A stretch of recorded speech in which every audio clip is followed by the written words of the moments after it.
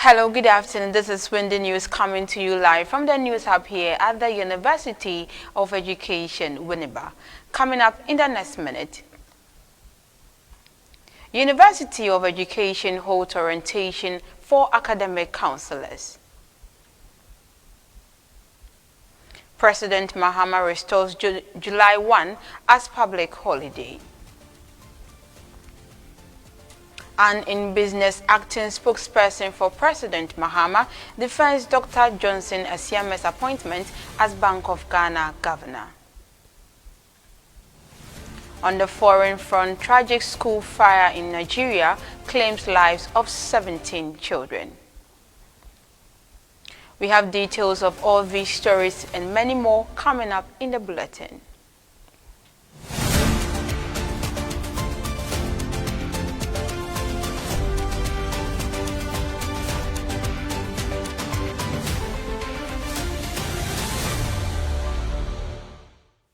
My name is Nana Ama Nyameke Baini. Now the news in detail. The Division of Human Resources at the University of Education, Winneba, organized a one-day orientation program for academic counselors at the North Assembly Hall on Wednesday, February 5, 2025. The event aimed to equip counselors with essential knowledge and skills to provide effective support to students throughout the academic year. The orientation featured a series of insightful presentations by renowned experts in the field of psychology. These sessions focus on strategies for academic guidance, mental health support, and student engagement to enhance their overall learning experience. Speaking to Windy News, one of the facilitators at the event, Dr. Samuel Ofori-Dankwa from the Counseling Department, provided an in-depth overview of his lecture.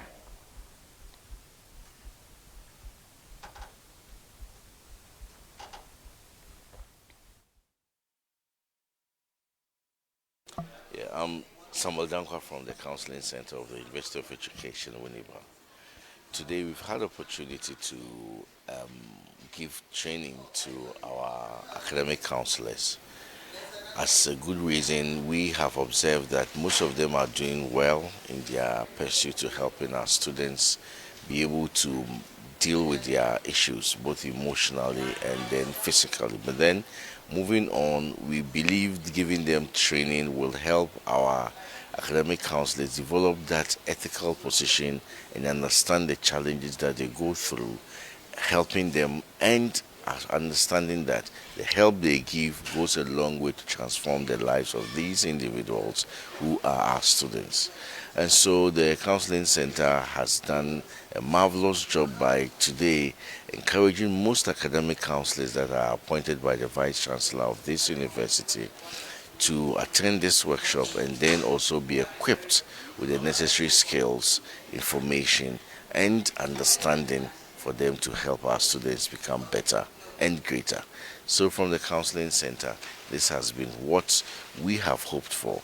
We pray that it becomes better per the organization, maybe a full day's workshop where we'll go into practical sessions as well moving on. We thank the management of this university for such a beautiful opportunity. Thank you. Well, another facilitator, Professor Mrs. Theresa Anchi, Director of the Counseling Department, shared her insight with Windy News, explaining the program's rationale and the initiative they plan to implement. I'm Theresa Anchi from the Counseling Center. I'm the director. Today we had a workshop on developing counseling skills with our academic counselors. So with the academic counselors, every year they do give them appointments.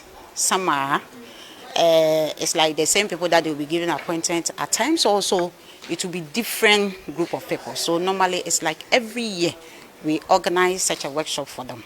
And as an academic counselor, you need to improve on your skills that you use in helping the students. Though they are not professional counselors, but at least they must know a bit of basic counseling so that they can use it in helping their students.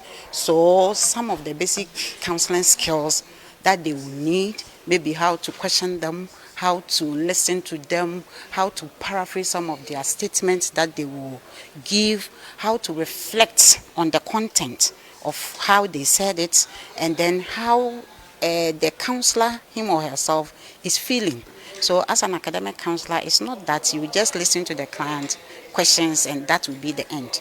We also even come out with types of questions, the type of question that you need to at least ask, the proper ones, especially the open-ended ones. Why questions normally puts the client in a defensive edge, which is not the best. And then attacking questions are not the best. So we try as much as possible to help them come out with the right questions that they will ask their students. Then also, we also look at their roles. What are their roles? As an academic counselor, you must know your role as an academic counselor. And most of these academic counselors, even they don't even introduce themselves to their class. A whole class, you ask them, who is your academic counselor? They may not know. So we normally organize this workshop so that we will just, not that they don't, the lecturers don't know, but we are just enhancing them, yeah, of all these skills so that they can apply it. Then we also try as much as possible to look at the ethical issues in counseling. So as an academic counselor, you need to at least, though they are not professional counselors, but at least they should be able to understand some of our ethics. That's the do's and don'ts of what counseling, so that they can also apply. Mrs. Delight Ablakluche from the Psychology Department shared the key points of her presentation with Windy News during the program. We had a workshop for academic counselors, and some experts from the counseling center came to give a presentation on different topics. I presented on ethical issues in counseling, where I encouraged the counselors to operate within certain professional boundaries.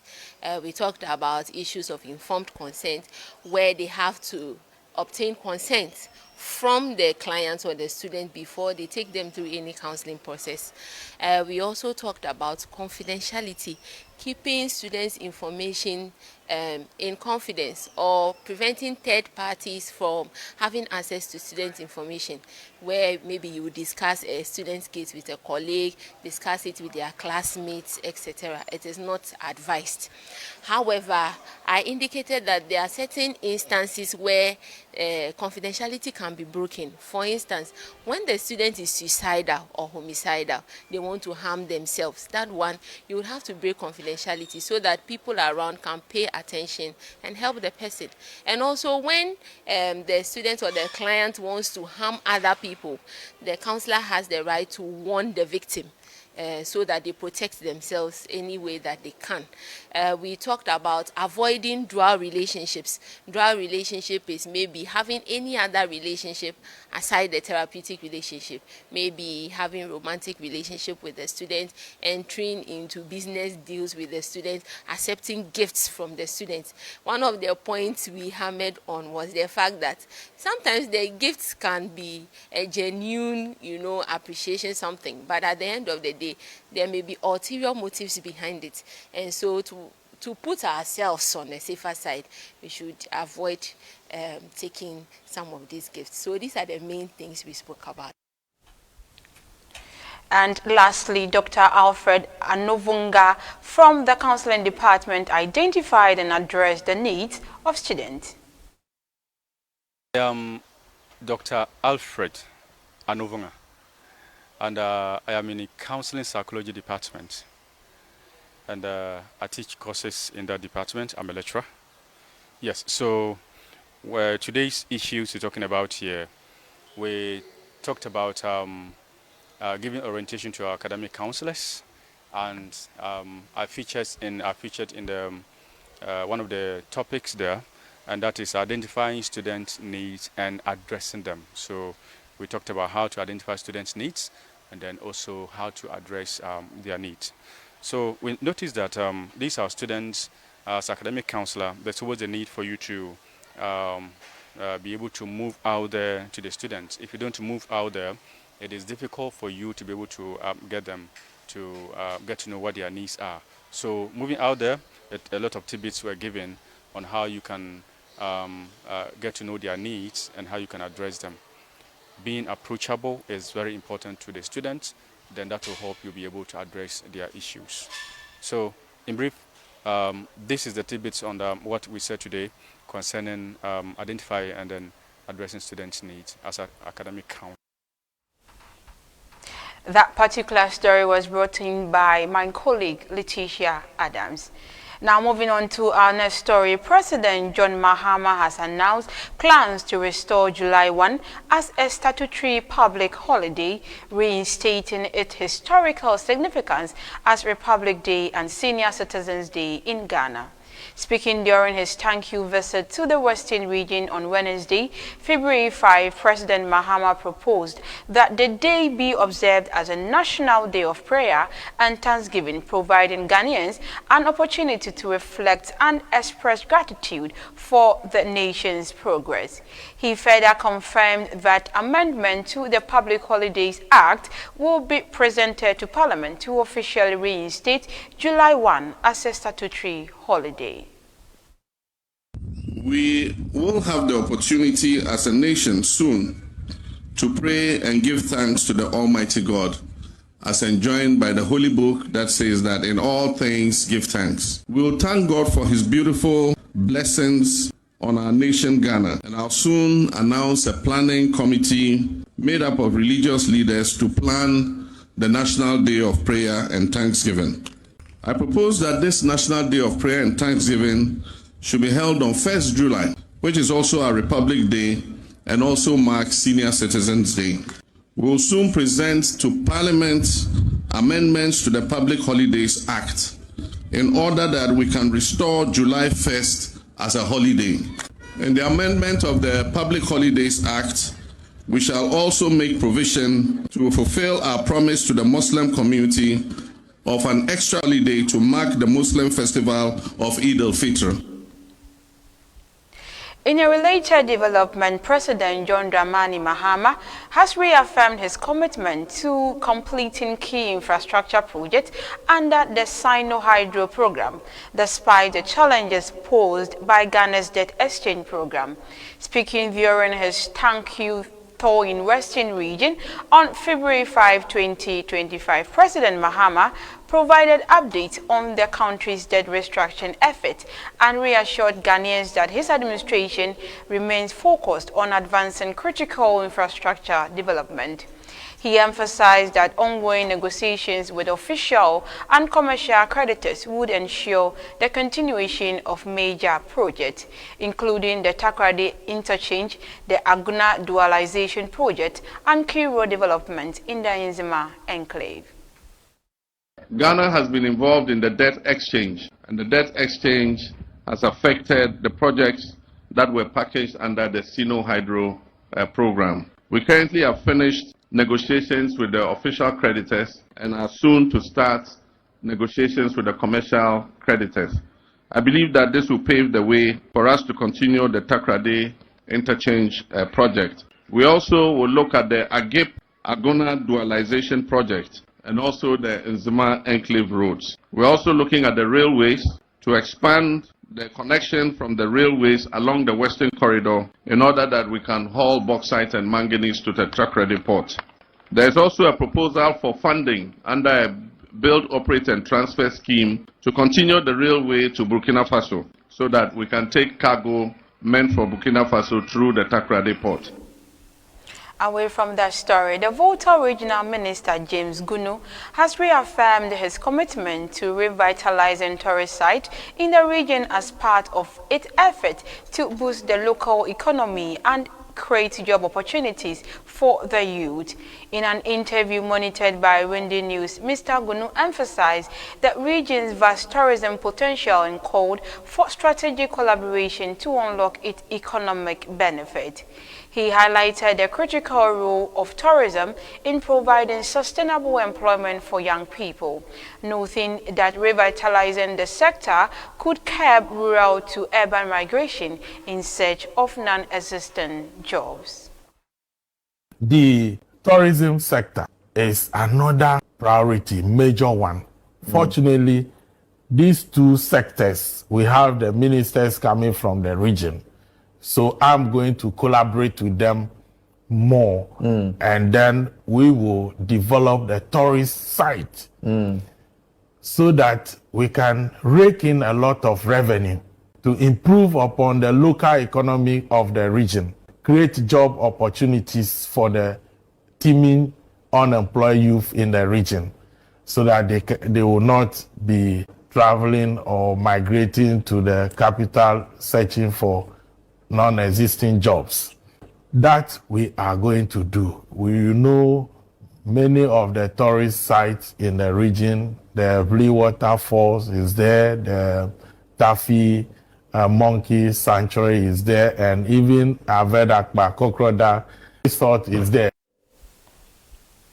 Former spokesperson for the Hajj Board, Alhaji Abdul Rahman Komda, has refuted allegations made by the Interim Hajj Committee that the previous board accumulated over $5 million in debt. In an interview monitored by Windy News, Alhaji Gumda clarified the actual extent of the board's financial obligations and addressed misconceptions surrounding its management. He emphasized that the former Hajj Board worked diligently to reduce inherited debt, contrary to claims of financial mismanagement. And additionally, he questioned the use of the term discovery in reference to the alleged debt, arguing that it misrepresented the board's financial positions. Reader, when we come back, it's business.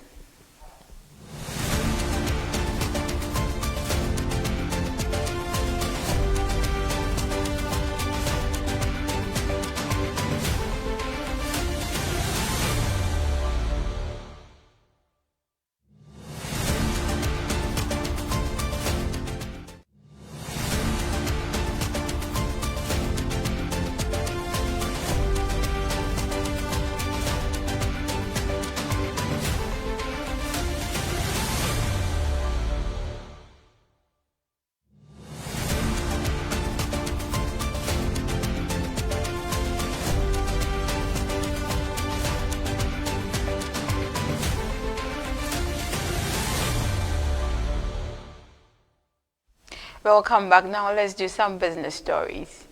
The Ghana National Gas Company Limited is grappling with a mounting debt crisis, largely driven by the Volta River Authority's inability to meet its debt service obligations.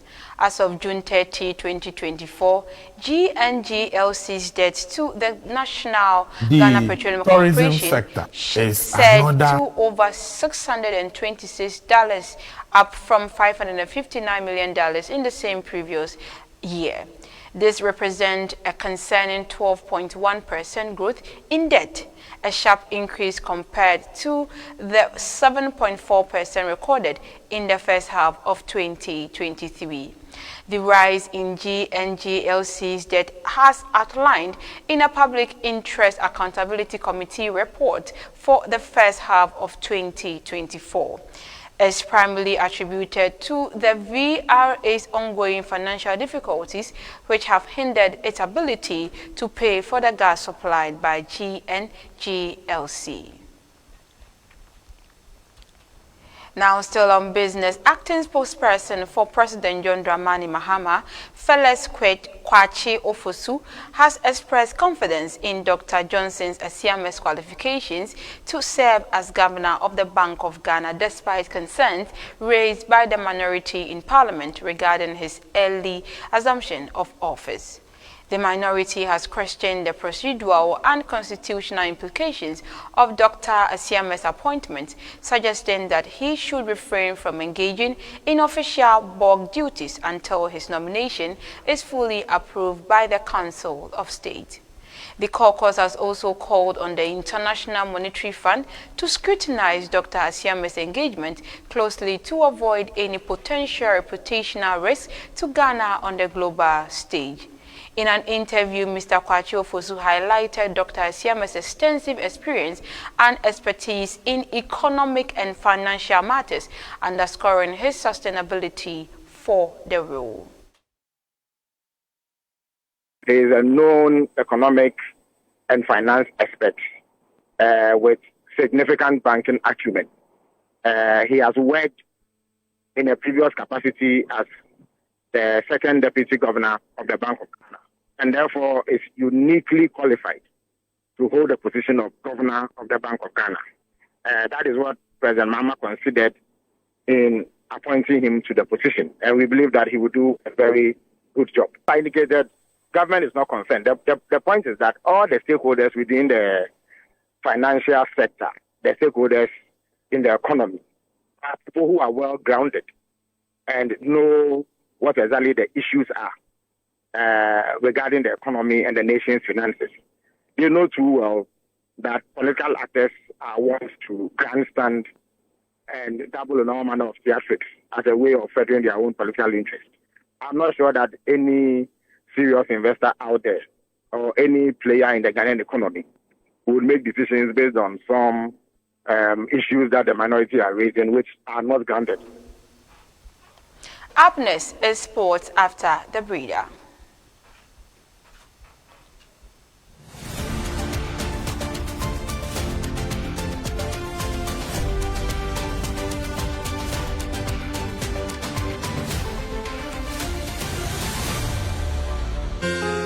Hey there, welcome to Radio Onibe 98.3 FM. Seated right in front of you is Ampon Besmaku, for short Ampon B.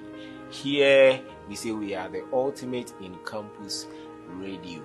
I entreat you all to be listening to Radio Onibe 98.3 FM. And your Radio Onibe, yeah, forget about it.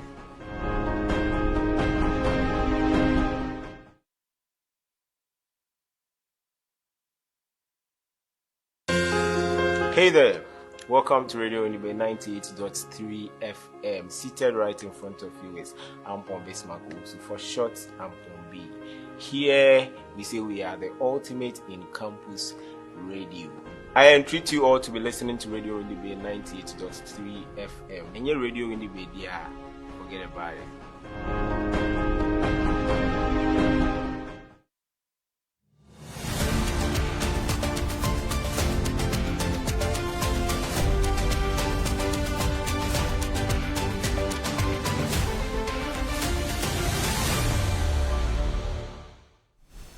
Hello, good afternoon, and welcome to the sports segment here on Windy News. My name is Ronaldo.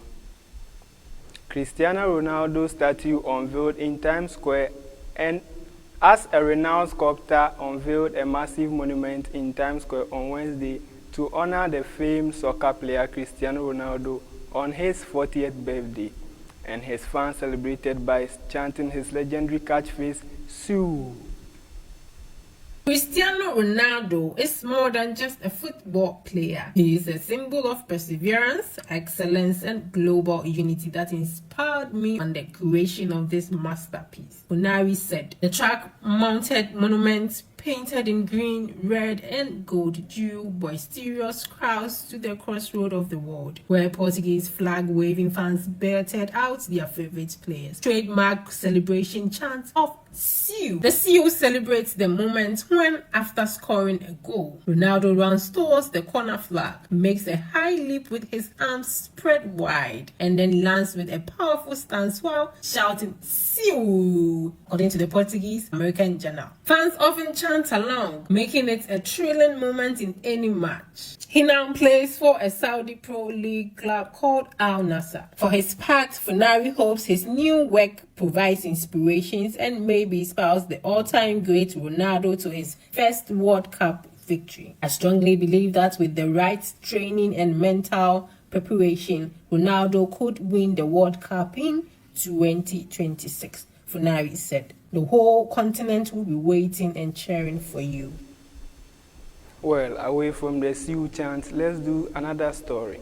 Newcastle beat Arsenal to reach Carabao Cup final goals, as goals from Jacob Murphy and Anthony Gordon put Newcastle out of sight with a 4-0 aggregate victory over Arsenal to seal their spot in the Carabao Cup final.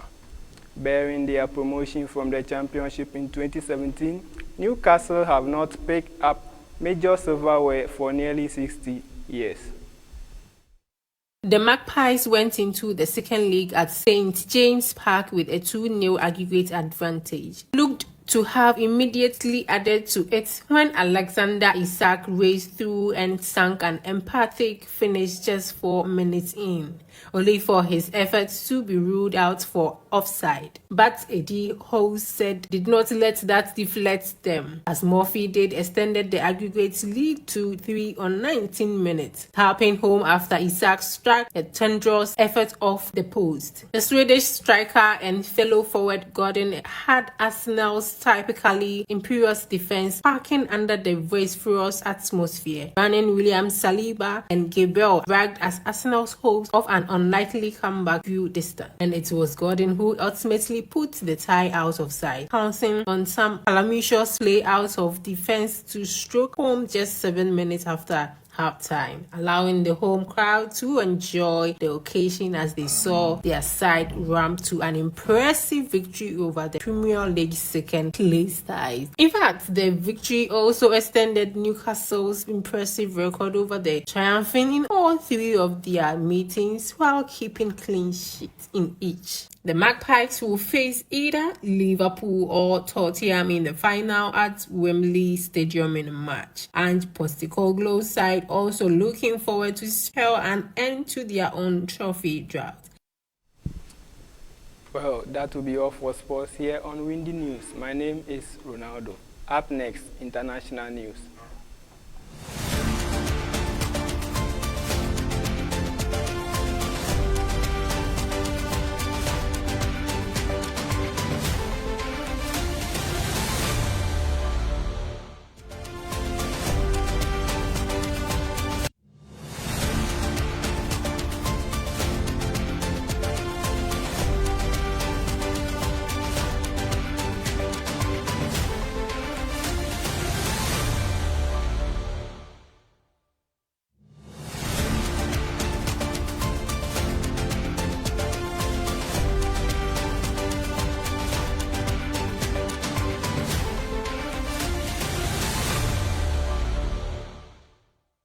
Welcome back from that sports update. Now let's go to the international arena.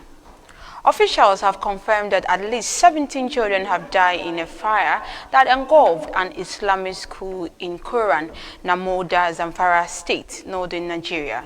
Several other people sustained injuries and were rushed to health centers for urgent treatment. The fire reportedly started in a nearby house on Tuesday night before rapidly spreading to the school where children at age 10 to 16 were asleep. Authorities have launched an investigation into the cause of the fire while providing support for the survivors. Local authorities and emergency responders arrived at the scene, but the blaze had already caused significant casualties. According to police spokesman Yazid Abubakar, the community held a mass burial for the victims only yesterday afternoon.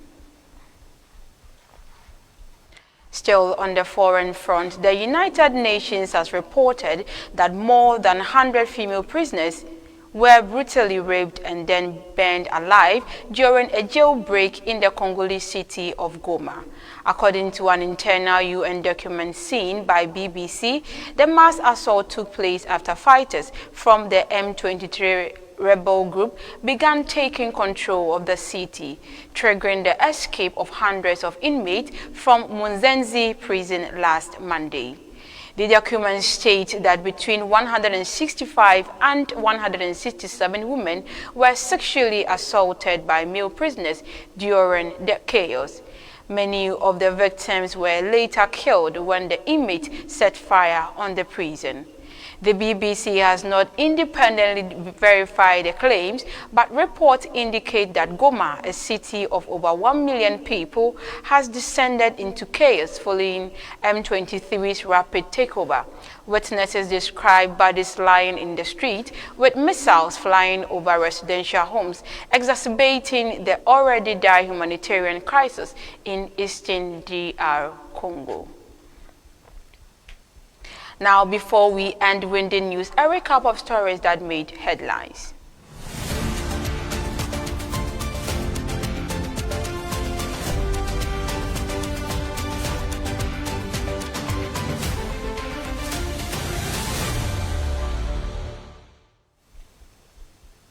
University of Education holds orientation for academic counselors. President Mahama restores July 1 as public holiday.